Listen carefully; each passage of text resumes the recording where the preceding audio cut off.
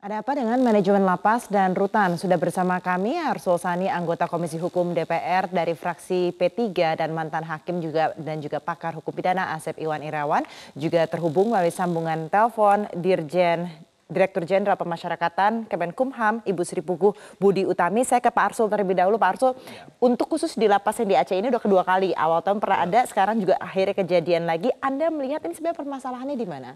Saya kira kalau kita bicara permasalahan tidak tunggal, itu sesuatu yang kompleks. Bahkan tidak hanya persoalan internal di Ditjen Pas itu sendiri, tapi juga ada faktor-faktor eksternal.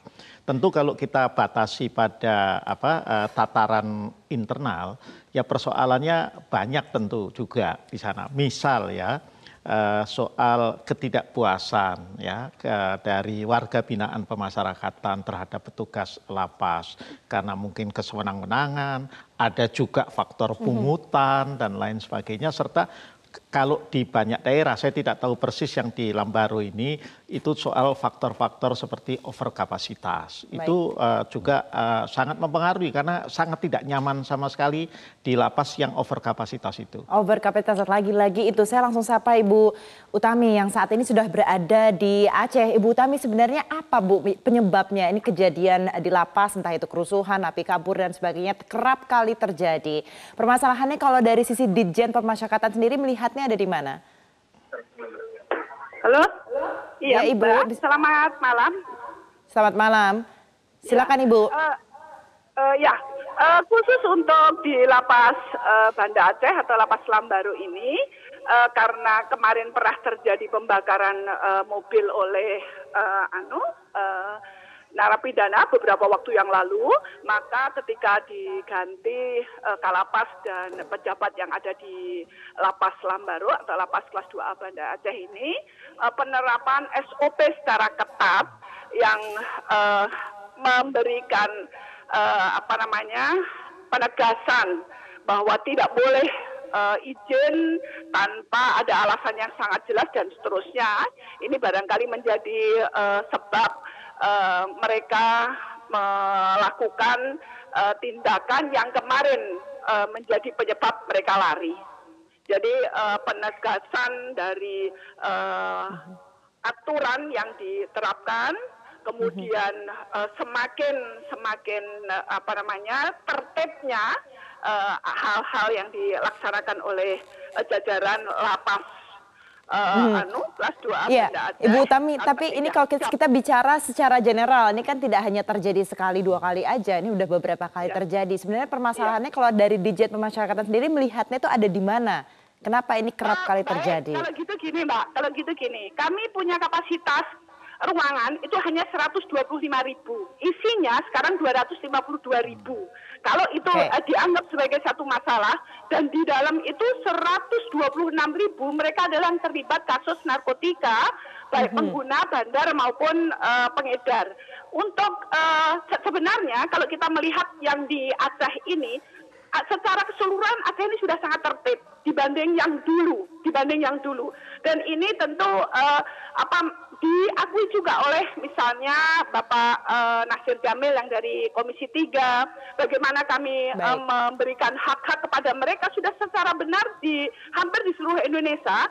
Penegakan disiplin ini menjadi hal yang mungkin tidak begitu enak dirasakan oleh sebagian narapidana yang ada di dalam. Kalau selama ini dengan mudah mereka misalnya bisa minta izin keluar, nah sekarang ini misalnya dengan adanya penerapan SOP yang ketat, mereka menjadi tidak mudah meminta izin untuk melakukan hal-hal yang tidak sesuai dengan aturan. Masa atau kondisi transisi ini bisa menyebabkan orang tidak puas, terus akhirnya mereka menempuh jalan-jalan seperti yang terjadi di lapas Banda Aceh. Sebenarnya kepada mereka sudah diberikan hak atau boleh melaksanakan sholat berjamaah. Baik Ibu Tami, tahan dulu, kita harus break terlebih dahulu. Tetaplah bersama kami, Prime Talk akan segera kembali.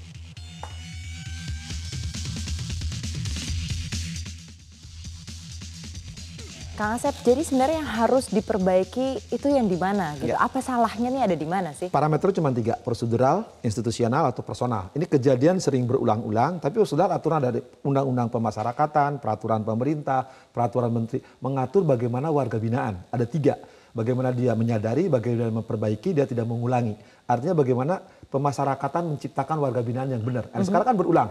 LP dibakar, LP kabur, di LP terjadi penyalahgunaan. Artinya kita kan prosedurnya sudah ada. Nah, pertanyaan tinggal 2, apakah salah personal yang ngurusinnya atau lembaganya yang tadi yang kata misalkan lembaganya overkapasitas, pelayanan kepada warga binaan, atau memang ya yang membawahi lapas ini memang, maaf harus saya katakan kan, kalau sering berulang dan kejadian yang hampir mirip seperti OTT-nya KPK kan, sekarang mungkin juga tidak sanggup mengurusi gitu kan. Dalam hal ini berarti Dirjen Pemasyarakatan. Ya bisa Dirjen Pemasyarakatan, bisa di atas dirjennya kan. Nah sekarang kalau dirjen kan punya konsep. Persoalan ketika dirjen konsep bagaimana kasus misalkan LPS miskin, LP yang lain sekarang di Aceh diulang lagi. Apalagi sekarang menyangkut narkotika kan. Nah, ketika selalu mengatakan over kapasitas. Saya kira ini kan kewajiban pemerintah. Jangan selalu misalkan yang mengurusin LP bekerja over kapasitas. Nah sekarang tinggal pemetaan. Kan maksudnya juga ada LP lain yang mungkin juga nggak over kapasitas. Kenapa nggak ada silang dan sebagainya di situ? Berarti manajemennya lah Nah, ini juga. Institusinya apakah yang bertanggung jawab harus orangnya atau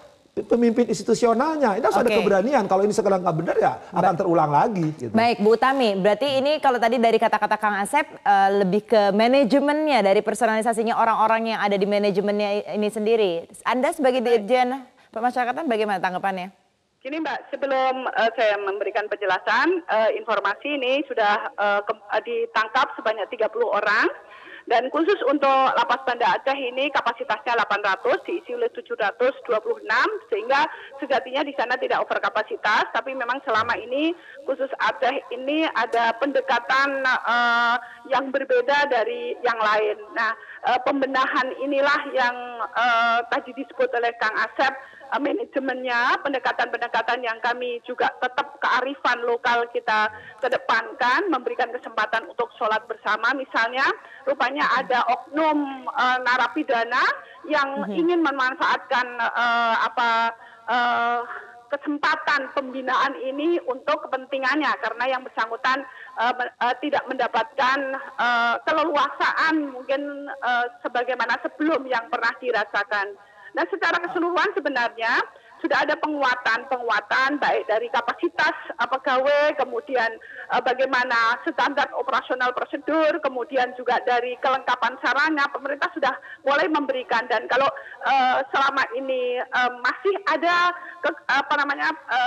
kejadian-kejadian yang mohon dari seluruh Indonesia dengan jumlah warga binaan yang seperti itu, yaitu tadi yang kami hadapi adalah masalah warga binaan selama ini yang ada di berarti dalam kalau itu dikatakan masalah. dari manajemennya ini yang salah, Ibu Utami tidak setuju?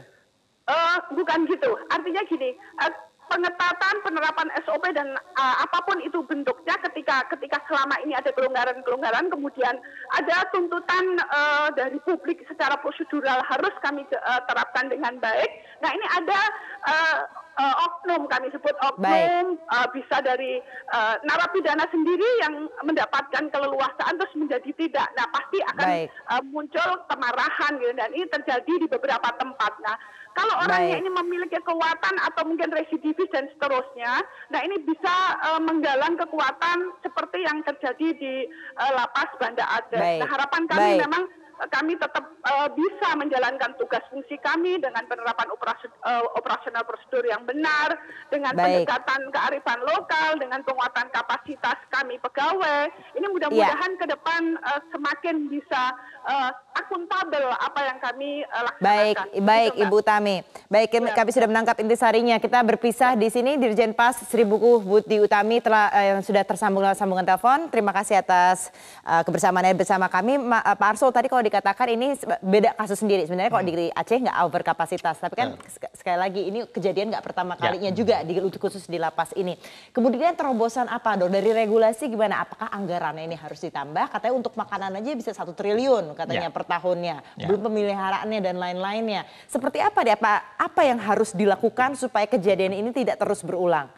Ya, seperti yang tadi saya sampaikan, di luar persoalan-persoalan internal yang tadi sudah disampaikan oleh Bu Tami dan Kang Asep juga, kan ada juga faktor-faktor eksternal. Itu tadi faktor eksternal misalnya